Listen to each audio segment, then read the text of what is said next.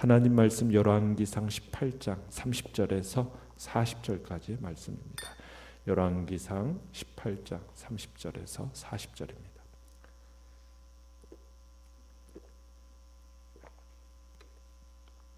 열왕기상 18장 30절에서 40절까지 우리 한 목소리로 같이 읽겠습니다. 시작.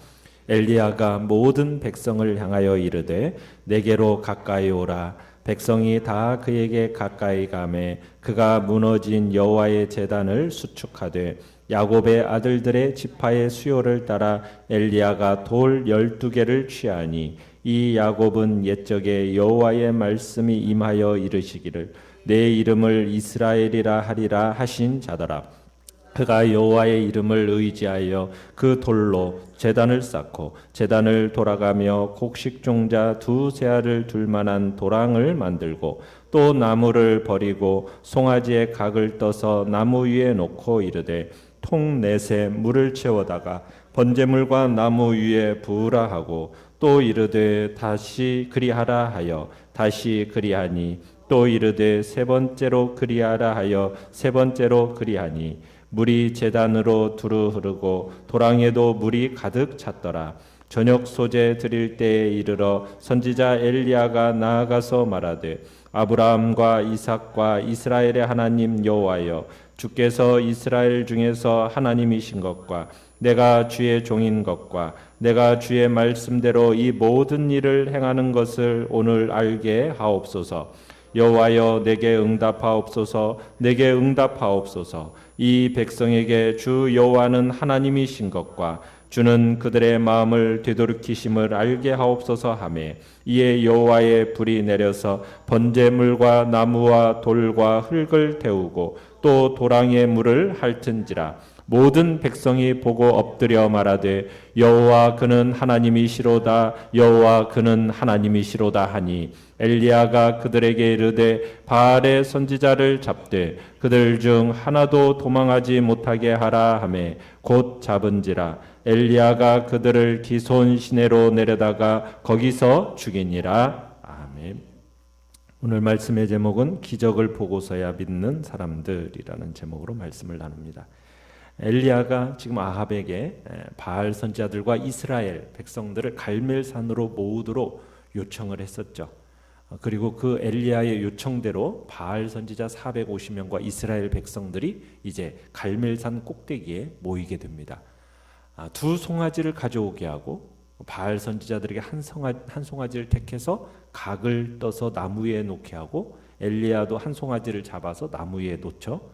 그러나 불은 놓지 못하게 합니다.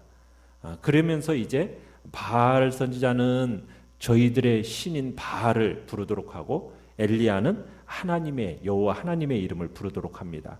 그러면서 이제 불로 응답하는 신 그가 참 하나님이다. 이것을 선언하는 내용이 이제 이 싸움의 내용입니다.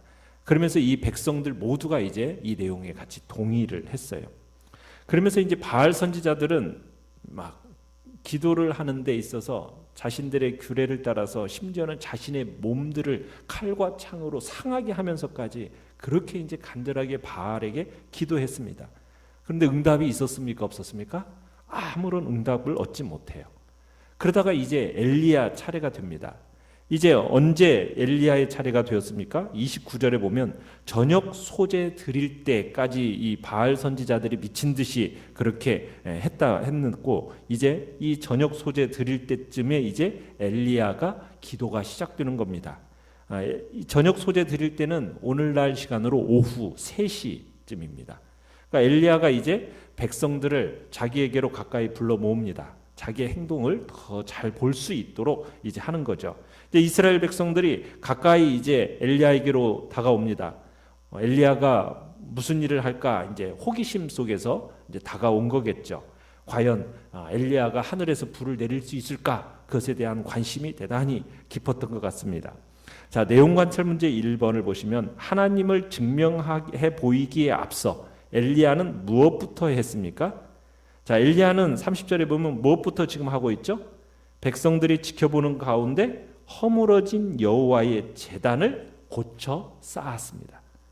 그러니까 이스라엘의 12지파에 따라서 12돌 12개를 골라다가 쌓아서 제단을 만든 겁니다. 이것은 무너진 이스라엘의 신앙을 다시 세운다라는 의미가 있는 겁니다. 12개의 돌로 다시 쌓아진 허물어진 제단은 어떻게 보면 이스라엘의 허물어진 영성을 상징하는 거죠. 자, 그러더니 엘리야가 32절에서는 제단을 쌓고 나서 또 뭘 만들었습니까? 도랑을 만듭니다. 도랑. 제단 주변에다가 두 세아의 물을 담을 수 있는 도랑을 판 거예요. 그 다음에 나무를 버리고 송아지에 각을 떠서 나무 위에 올려놓습니다. 그리고는 엘리야가 전혀 예상치 못한 일을 진행하죠. 무슨 일을 진행을 하고 있습니까? 33절에 보면은 물을 제단에 가득 부라는 겁니다. 어느 정도로 붓고 있느냐면 33절에서 통 넷에 물을 채워다가 이제 번제물과 나무 위에 부라 하면서 몇 번에 걸쳐서 붓습니까? 3번에 걸쳐서. 그죠? 부라, 다시 그리하라, 다시 그리하라 해서 3번째. 그러면 총 몇 통의 물을 제단과 제물에 부은 거예요? 12통의 물을 제단과 제물에 부은 겁니다. 엄청난 많은 양입니다. 백성들은 엘리야의 말에 순종해서 완전히 이제 대단히 물에 적셔진 거예요.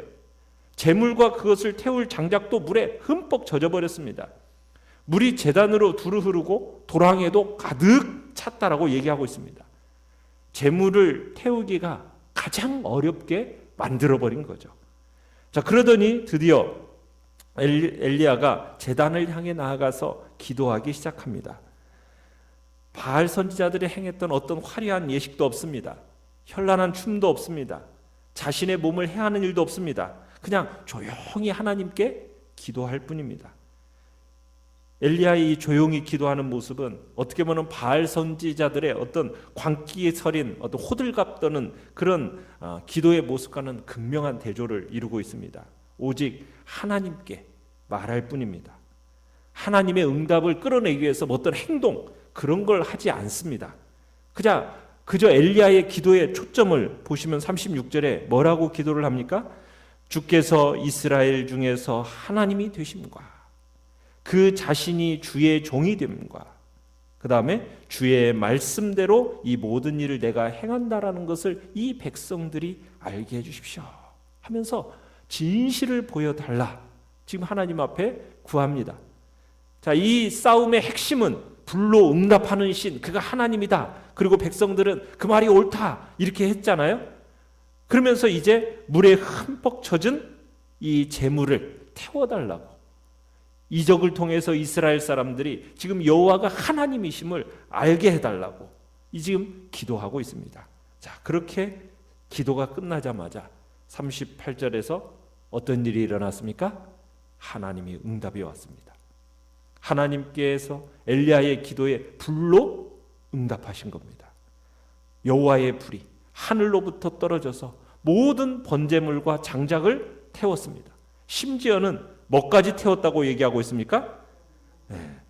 돌과 흙까지 태웠. 물도 말려버렸습니다. 바알 선지자들이 그렇게 온종일 지속된 노고에도 불구하고 전혀 반응을 보이지 않던 바알과는 완전히 대조적입니다. 하나님의 살아계심을 보여주는 결정적인 증거가 나타난 겁니다. 여호와 하나님은 강력한 불로서 모든 젖은 재물을 다 태워버리고 제단까지 태워버렸습니다.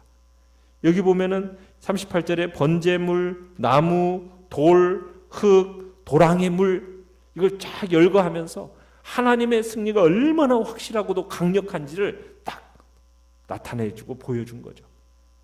하나님은 즉각적으로 응답하셨습니다. 바알 선지자들은 그렇게 긴 시간 동안 온갖 의식을 다 행했어도 아무런 소용이 없었는데 엘리야는 하나님 앞에 아뢰는 그 순간 즉시로 응답하신 거죠. 내용관철 문제 2번을 보시면 하늘에서 내린 불이 번제물은 물론 도랑의 물까지 없애버리는 것을 보고 백성들은 어떤 반응을 보였습니까? 이 상황을 지켜보던 백성들이 39절에서 뭐라고 외치고 있습니까? 여호와 그는 하나님이시로다. 여호와 그는 하나님이시로다 하면서 연발합니다.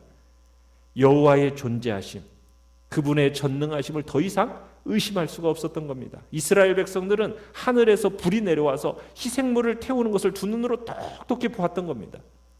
이날 갈멜산에 모인 모든 이스라엘 백성들은 여호와가 참신이라는 것을 깨닫게 된 거죠. 더 이상 여호와, 바알 이런 식의 대결 구도가 아니라 오직 여호와만이 참신이라는 것이 온 세상에 드러난 순간입니다. 자, 그러면서 이제 엘리야가 흥분해 있는 이스라엘 백성들에게 무슨 일을 이제 요구합니까? 바알 선지자들을 모두 잡으라는 거예요. 이 바알 선지자들은 자신들이 바알을 섬기는 것도 나쁜 일인데 아무것도 모르는 이 백성들까지도 잘못 인도한 그 죄를 묻는 겁니다.